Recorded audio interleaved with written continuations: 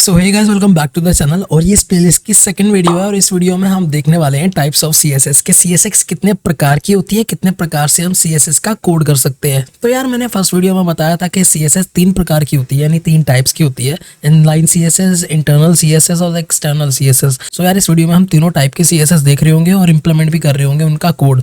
तो चलो यार बिना टाइम वेस्ट किए चलते हैं अपने वीएस कोड के अंदर और देखते हैं इनलाइन सीएसएस, इंटरनल सीएसएस और एक्सटर्नल सीएसएस और करते हैं इनका कोड। सो यार फिलहाल मैं अपने डेस्कटॉप पे और यहाँ पे मैंने एक फोल्डर बना लिया है सीएसएस का। जब मैं इसको ओपन करूंगा तो मैं एक काम करता हूँ, मैं यहाँ पे जाता हूँ और मैं यहाँ पे टाइप करता हूँ cmd और फिर मैं यहाँ कमांड प्रॉम्प्ट पे जाता हूँ और यहाँ पे मैं टाइप करता हूँ कोड स्पेस डॉट। जब मैं इस तरह से इसको टाइप करके एंटर करूंगा सो क्या होगा कि जो मेरा पर्टिकुलर फोल्डर है, इस फोल्डर में मेरा जो वीएस कोड है वो ओपन हो जाएगा। सो देखो यार ये मेरा वीएस कोड अभी ओपन हो गया, फाइनली इट्स रनिंग। और मेरे इस फोल्डर में एक फाइल है index.html। मैं एक काम करता हूँ, लो मैं स्टार्टिंग से बना देता हूँ, मैं डिलीट करता हूँ यहाँ पे, इसको एक काम कर सकते हैं हम इजीली, ठीक है। सो अभी ये डिलीट हो जाएगी, तो देखो ये डिलीट हो गई है। सो मैं अभी CSS फोल्डर में हूँ और मैं यहाँ पे जाके सिंपली क्या करूँगा, एक नई फाइल बनाऊँगा जिसका नाम मैं रखूँगा index.html।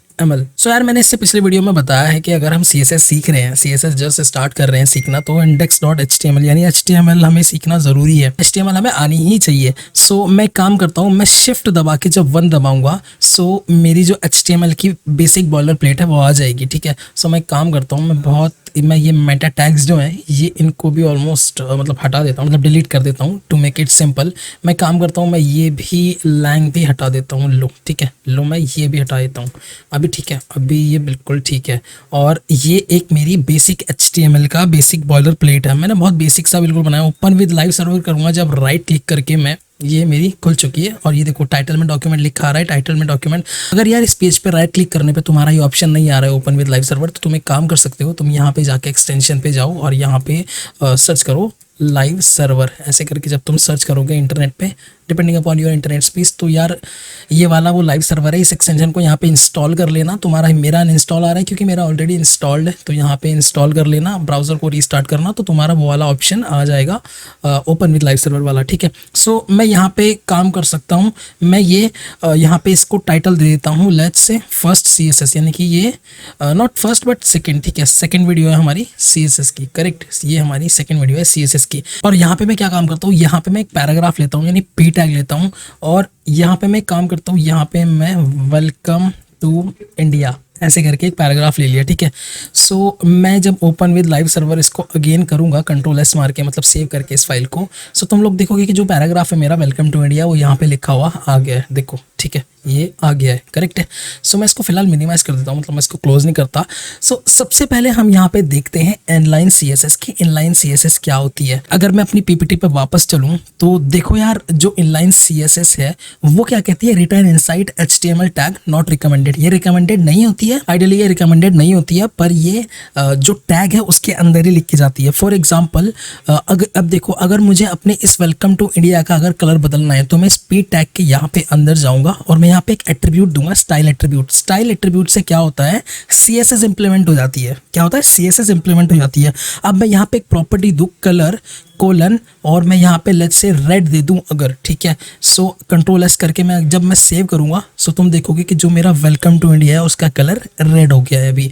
सो कहने का मतलब ये है कि यार ये जो मेरा P टैग है उसी टैग के अंदर विद इन दैट लाइन मैं अपना जो CSS है वो इम्प्लीमेंट कर रहा हूँ, CSS का कोड इम्प्लीमेंट कर रहा हूँ। अब मैं यहाँ पे एक चीज़ और दे सकता हूँ, लेट्स से मैं बैकग्राउंड कलर अगर दे दूँ, बैकग्राउंड कलर, और मैं यहाँ पे लेट्स से अगर ब्लू दे दूँ, लेट्स से ब्लू दे दिया, ठीक है, ब्लू दे दिया मैंने, तो Ctrl+S करूँगा और जब मैं जाऊँगा तो तुम लोग देखो कि यहाँ पे ब्लू कलर आ गया है उसका बैकग्राउंड और जो उसका टेक्स्ट का कलर है वो रेड आ गया है। सो ये होती है यार बेस्ट एग्जांपल है इनलाइन CSS का, कि जहाँ पे तुमने टैग लिखा उसी लाइन में तुम CSS भी लिख दो, खत्म खत्म खत्म। तो यार ये होती है इनलाइन CSS, जिस लाइन में तुम टैग लिख रहे हो उसी लाइन में तुम CSS भी लिख दो। बट मैं फिर से बता दूंगा, बहुत सारे यूट्यूबर्स नहीं बताते इस चीज़ को कि ये रिकमेंडेड नहीं होती, ये मतलब कचरा बना देती है। बहुत बड़े बड़े प्रोजेक्ट्स जब होते हैं सो उसमें बहुत ज़्यादा प्रॉब्लम होती है उसको कोड को मॉड्यूलर करने में, मतलब उसको स्ट्रक्चर्ड करने में बहुत ज़्यादा प्रॉब्लम आ सकती है। सो ये रिकमेंडेड नहीं होती। सो यार जो मेरी अगली CSS है वो है internal CSS, inside style tag in HTML okay for small pages. मतलब अगर तुम छोटे मोटे वेबसाइट बना रहे हो जिसमें सिंगल पेज ही है, ठीक है, सो उसके लिए इट इज़ रिकमेंडेड कि सिंगल पेज की अगर तुम्हारी वेबसाइट हो तुम इंटरनल CSS उसमें लिख सकते हो। इट इज़ लाइक रिकमेंडेड, ठीक है। सो मैं काम करता हूँ, मैं अपने पेज को फिर से फ्रेश बना लेता हूँ, ठीक है। सो ये बिल्कुल HTML का मतलब पेज है, सिंगल पेज है। मैं हेड में जाऊंगा, अपने मेरा जो HTML का कोड है मैं इसमें हेड में जाऊंगा और मैं यहाँ पे लिखूंगा स्टाइल। ये है मेरा स्टाइल टैग। स्टाइल टैग वही करता है, इंटरनल CSS लिखने के लिए काम आता है, ठीक है। सो अब मैं यहाँ पे एक काम करता हूँ, मैं यहाँ पे जाता हूँ बॉडी पे, तो मैं यहाँ पे जाता हूँ, अगेन मैं लिखता हूँ यहाँ पे वेलकम टू इंडिया। सिंपल यार, मतलब कुछ इतना खास तो देखो मैं कर नहीं रहा, मेरा वेलकम टू इंडिया यहाँ पे लिखा हुआ आ गया है, ठीक है। अब मैं एक काम करता हूँ, मैं स्टाइल के अंदर जाता हूँ यहाँ पे, और मैं यहाँ पे क्या करता हूँ, मैं यहाँ पे P और ब्रैकेट ओपन क्लोज करता हूँ, देखो P, ठीक है, इस तरह से P को क्या बोलेंगे यहाँ पे, हम P को बोलेंगे, क्या बोलेंगे हम यहाँ पे P को, सिलेक्टर। ये एक सिलेक्टर है, यहाँ पे लिखा हुआ भी आ गया सिलेक्ट। सो ये P एक सिलेक्टर है और मैं यहाँ पे इसको कलर में दे दूंगा, लेट्स से ब्राउन दे देता हूँ यार, मतलब मुझे ठीक लग रहा है, ब्राउन दे देता हूँ।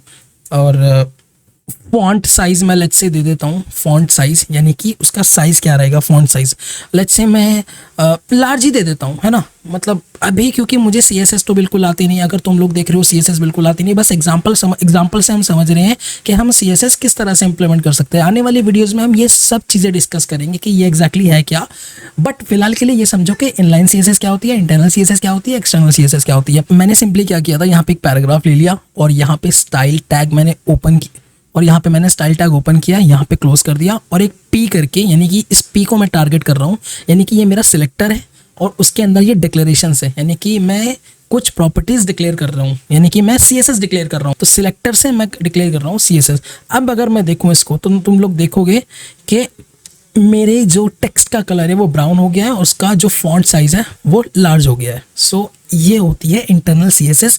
जब आप लोग क्या करते हो, जो HTML का पार्ट है वो तो आप बॉडी में रखते हो, पर जो CSS है वो आप रखते हो स्टाइल टैग के अंदर, यानी कि हेड टैग के अंदर। सो यार ये होता है इन शॉर्ट इंटरनल CSS। तो ठीक है, इंटरनल CSS।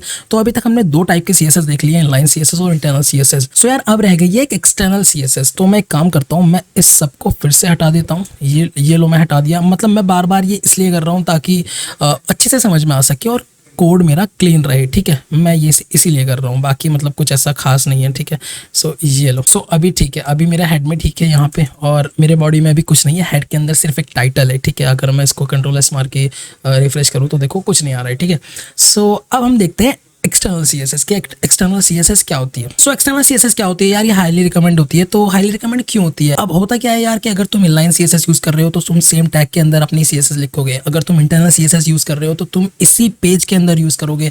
बट जो प्रोजेक्ट्स होते हैं, जो real world production ready projects होते हैं, जो कंपनीज में आते हैं, जो कंपनीज बनाती हैं, या फिर जो लाइव प्रोजेक्ट्स होते हैं, उनमें क्या होता है कि तुम्हारी HTML की फाइल अलग रखी जाती है, CSS की अलग रखी जाती है और जावास्क्रिप्ट की अलग रखी जाती है। उससे क्या होता है कि स्ट्रक्चर्ड बना रहता है। यानी कि अगर मैं तुम्हें एग्जांपल लेके दिखाऊं तो यहाँ पे index.html है, तो यहाँ पे एक और फाइल होगी, लेट्स से उसका नाम मैंने दे दिया, मेरा नाम है sharik.css, ऐसे करके कुछ दे दिया, ठीक है। एक और फाइल होगी यहाँ पे sharik.js, यानी कि जावास्क्रिप्ट। तो अब क्या होगा, मैं CSS का कोड इसमें लिखूंगा, जावास्क्रिप्ट का कोड इसमें लिखूंगा और मेरे HTML का कोड मैं इसमें लिखूंगा। सो इससे क्या होगा कि जो मेरी मॉड्यूलरिटी है वो बनी रहेगी, मेरा कोड स्ट्रक्चर्ड फॉर्मेट में रहेगा। मैं 1-2 साल बाद अगर अपने कोड को देखूंगा आके तो तब भी मुझे आसानी से पढ़ के समझ में आ जाएगा कि क्या हो रहा है। कोई और डेवलपर भी अगर मेरे कोड को देख रहा है तो उसे भी समझ में आ जाएगा कि क्या हो रहा है। सो फिलहाल के लिए मैं ये डिलीट कर देता हूँ। ये तो बस मैंने मतलब एग्जांपल लिया था बताने के लिए। मैं sharik.css भी डिलीट कर देता हूँ, ठीक है।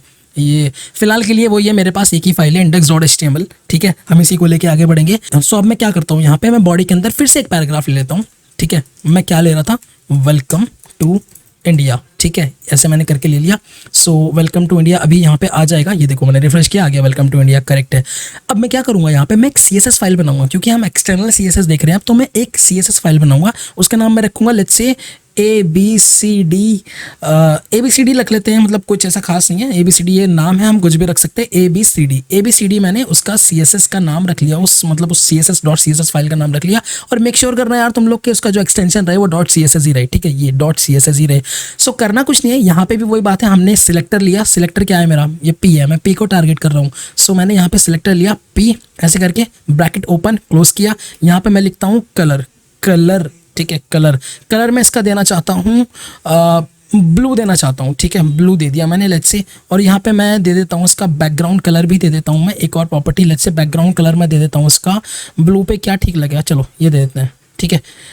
उसके बाद मैं फॉन्ट साइज़ भी दे देता हूँ लेट्स से, एक और प्रॉपर्टी है फॉन्ट साइज़, ठीक है, ये भी दे दी मैंने। मैं इसको लार्जर दे देता हूँ, ठीक है। मैंने पी सिलेक्टर है मेरा, ये डिक्लेरेशन से, यानी इसके अंदर मैंने डिक्लेयर कर दिया प्रॉपर्टीज़ को, और पी को मैं टारगेट कर रहा हूँ। कौन से पी को, ये वाले पी को टारगेट कर रहा हूँ। तो अभी देखते हैं, अभी मैंने एक CSS फाइल बनाई और मैंने index.html में मेरा सिंपली वेलकम टू इंडिया लिखा हुआ है। क्या कुछ हुआ?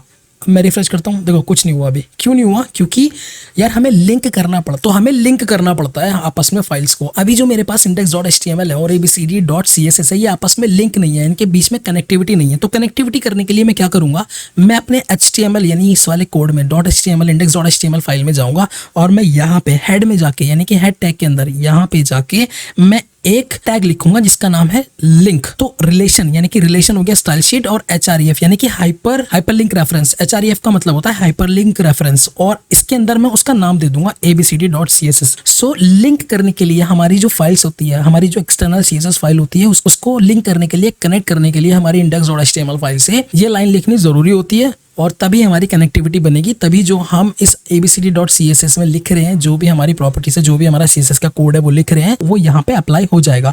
अभी देखते हैं अप्लाई हुआ क्या। ठीक हो, अप्लाई हो चुका है। सो यार यही होता है एक्सटर्नल CSS। एक्सटर्नल CSS में हम क्या करते हैं, एक .css एक्सटेंशन से एक अलग CSS फाइल बनाते हैं और अपनी HTML फाइल में आके उसको कनेक्ट कर देते हैं लिंक टैग से। उसमें रिलेशन हम स्टाइल शीट देते हैं और हाइपरलिंक रेफरेंस हम देते हैं उस फाइल का नाम। सो इस तरह से हम एक्सटर्नल CSS को लिखते हैं। आशा करता हूँ यार तुम्हें ये वीडियो पसंद आया होगा, और मैं माफी चाहता हूँ अगर ये वीडियो थोड़ा सा लंबा हो गया होगा, बट आई होप तुम्हें समझ में आया होगा इनलाइन CSS, इंटरनल CSS और एक्सटर्नल CSS क्या होती है। तो चलो मिलते हैं फिर इस प्लेलिस्ट की अगले वीडियो में, तब तक के लिए बाय बाय, टेक केयर।